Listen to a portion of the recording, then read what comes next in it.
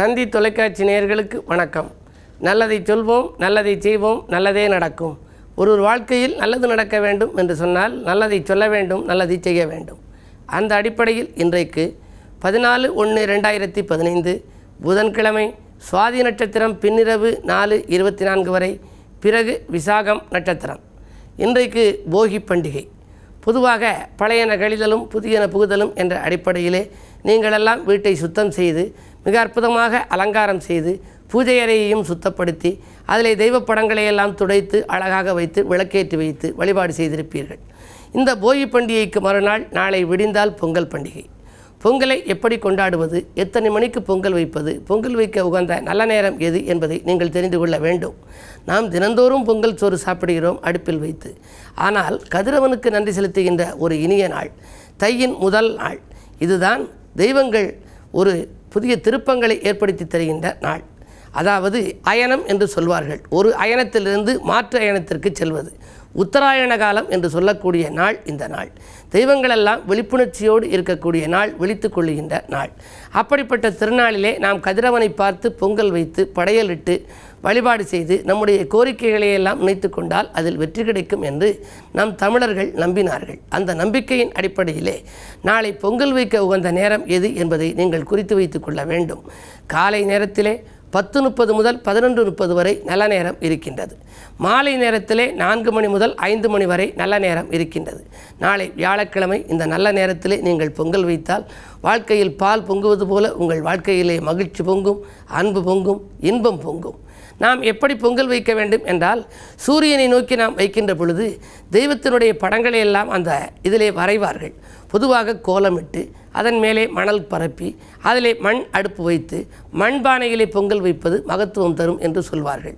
அதே நேரத்திலே அந்த பொங்கல் இடுகின்ற பொழுது அந்த உருளி என்று சொல்கிறோமே, அதிலே கோலம் இடுகின்ற பொழுது வடக்கு பக்கத்திலே சூரியனும் தெற்கு பக்கத்திலே சந்திரனும் இருக்கும் விதம் கோலம் போட வேண்டுமாம்.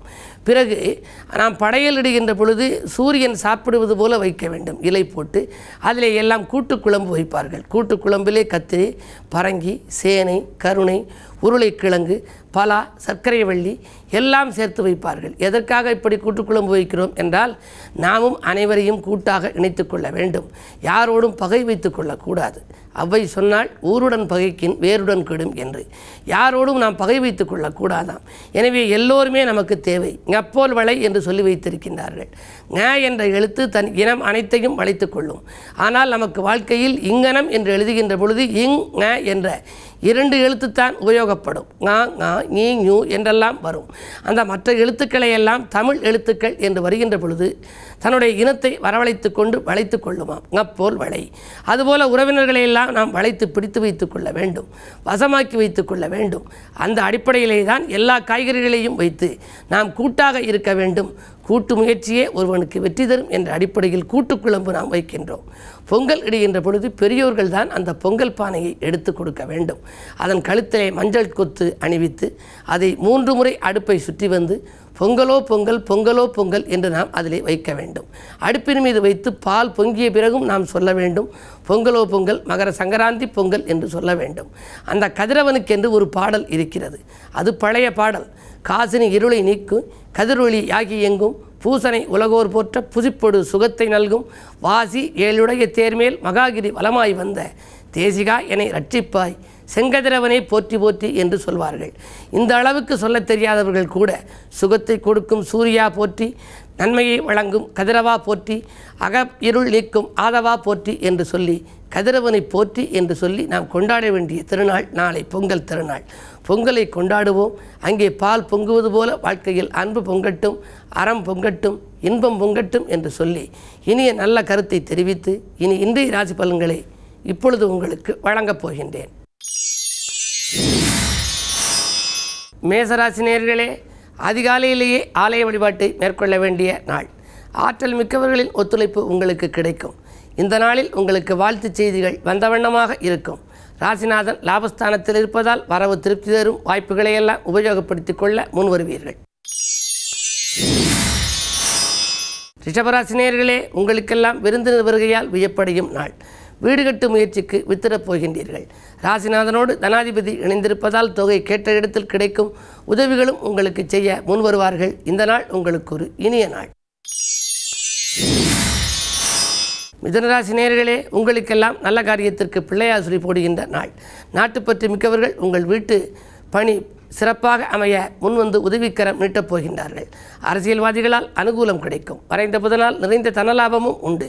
எனவே வாங்கல் கொடுக்கல் ஒழுங்காகும். வழிபாட்டில் கவனம் செலுத்துவீர்கள். கடகராசி நேயர்களே, குருவினுடைய உச்சம் உங்கள் ராசியில் இருக்கிறது. குழந்தைகள் நலங்கருதி எடுத்த முயற்சிகளில் வெற்றி கிடைக்கும். கூடுதல் லாபம் தொழிலிலே உண்டு. குடியிருக்கும் வீட்டால் ஏற்பட்ட பிரச்சனைகள் அகலும். 8லே செவ்வாய் இருப்பதால் உடல் ஆரோக்கியத்தில் மட்டும் சிறு தொல்லைகள் ஏற்படலாம். எனவே மருத்துவ ஆலோசனைகளை பெறுவதுதான் நல்லது. இந்த நாள் உங்களுக்கு ஒரு இனிய நாள். சிம்மராசி நேயர்களே, உங்களுக்கெல்லாம் தெய்வ பலத்தால் திருப்தி காண வேண்டிய நாள். திட்டமிட்ட காரியங்களை திட்டமிட்டபடியே செய்து முடிப்பீர்கள். தேக நலனுக்காக ஒரு தொகையை செலவிடும் சூழ்நிலையும் உண்டு. உறவினர் பகை மாலை நேரத்தில் உருவாகலாம். என்ன இருந்தாலும் இந்த நாளை இனிய நாளாக அமைத்துக்கொள்ள நீங்கள் ஆலய வழிபாட்டை மேற்கொள்ளுங்கள். கன்னிராசி நேயர்களே, சிகரம் போல் உயர சிலரை சந்தித்து மகிழ்கின்ற நாள். உங்களுக்கு செலவு நடைகள் இன்றைக்கு கூடுதலாகவே இருக்கும். வரவு செலவுகளை பார்க்கின்ற பொழுது பண நெருக்கடி கொஞ்சம் அதிகமாகவே இருக்கலாம். என்ன இருந்தாலும் உறவினர்கள் உங்களுக்கு உதவிக்கரம் நீட்டுவார்கள். நண்பர்கள் நல்ல தகவல்களை கொண்டு வந்து சேர்க்கப் போகின்றார்கள். மாலை நேரத்தில் மகிழ்ச்சி பயணம் உண்டு. துலாம் ராசி நேயர்களே, பொது வாழ்வில் புகழ் கூடும் நாள். பொன்னும் பொருளும் போற்றுகிற அளவுக்கு இன்னும் உங்களுக்கு வரவில்லையே என்ற ஏக்கம் இனி தீரப்போகின்றது. இந்த புத்தாண்டு உங்களுக்கு ஒரு பொன்குளிக்கும் ஆண்டாக அமையப் போகின்றது. சனி விலகிவிட்டது. குரு 10லே இருந்தாலும் வக்ர இயக்கத்தில் இருப்பதால் தொழில் வளம் மேலோங்கும். தொல்லை தந்தவர்கள் விலகுவார்கள். இன்றைக்கு மாலை நேரத்தில் உங்களுக்கு வரும் தொலைபேசி வழி தகவல் மகிழ்ச்சியை வழங்கும். விருச்சிக ராசி நேயர்களே, வியக்கும் தகவல் வீடு வந்து சேருகின்ற நாள். இன்றைக்கு வேற்று மனிதர்களின் ஒத்துழைப்போடு உங்கள் கூட்டு முயற்சிகளில் நீங்கள் வெற்றி காண்பீர்கள். வாழ்த்துச் செய்திகள் வந்த வண்ணமாக இருக்கும். ஆலய வழிபாட்டில் ஆர்வம் காட்டுவீர்கள். பணவரவு திருப்திகரமாக இருக்கின்றது. தொழில் முயற்சியில் புதிய ஒப்பந்தங்கள் உங்களுக்கு வருவதற்கான அறிகுறிகள் தென்படுகின்றன. தொலைபேசி வழி தகவல் கூட உங்களுக்கு மகிழ்ச்சி தருவதாக அமையும். தனுசு ராசி நேயர்களே, உங்களுக்கெல்லாம் மங்கள ஓசை மனையில் கேட்க வாய்ப்பு கிடைக்கின்ற நாளாக இந்த நாள் அமைகின்றது. மாற்று கருத்துரையோர் மனம் மாறுவர். வீட்டுக்கு தேவையான விலையுந்த பொருட்களை எல்லாம் வாங்க முன்வருவீர்கள். செலவுகள் கொஞ்சம் கூடுதலாக இருக்கலாம். விருந்தினர்கள் வருகையால் வியப்படையப் போகின்றீர்கள். மகர ராசி நேயர்களே, உங்களுக்கெல்லாம் சொந்த பந்தங்களால் வந்த துயர் விலகும் நாள். துணிவும் தன்னம்பிக்கையும் கூடும். தொழிலுக்காக எடுத்த முயற்சிகளில் வெற்றி கிடைக்கும். ஆடை ஆபரண சேர்க்கை உண்டு. கும்பராசி நேயர்களே, உங்களுக்கெல்லாம் செவ்வாய் பலம் மேலோங்கி இருக்கும். இந்த நாள் முன்கோபத்தை தவிர்த்து முன்னேற்றம் காண வேண்டிய நாள். முக்கிய புள்ளிகளால் சில பிரச்சனைகள் உருவாகலாம். என்ன இருந்தாலும் அனுசரித்து சென்றால் உங்களுக்கு ஆதாயம் உண்டு. 8லே ராகு 2லே கேது இருப்பதால் ஏற்ற இறக்கமாக இருக்கலாம். வரவு வந்த மறுநிமிடமே செலவாகலாம். இருந்தாலும் இந்த நாளை இனிய நாளாக நீங்கள் அமைத்துக்கொள்ள விஷ்ணுவை வழிபாடு செய்யுங்கள். விருப்பங்கள் நிறைவேறும். மீனராசி நேயர்களே, உங்களுக்கு சந்திராஷ்டமம். எனவே விவகாரங்களிலிருந்து விடுபட வீண் பேச்சுக்களை தவிர்ப்பதுதான் நல்லது. ஆலய வழிபாட்டில் ஆர்வம் காட்டுங்கள். வீடு மாற்ற சிந்தனைகள் மேலோங்கும். ஒரு சிலருக்கு உத்தியோகத்திலிருந்து மாறுதல் கூட கிடைப்பதற்கான அறிகுறிகள் தென்படுகின்றன.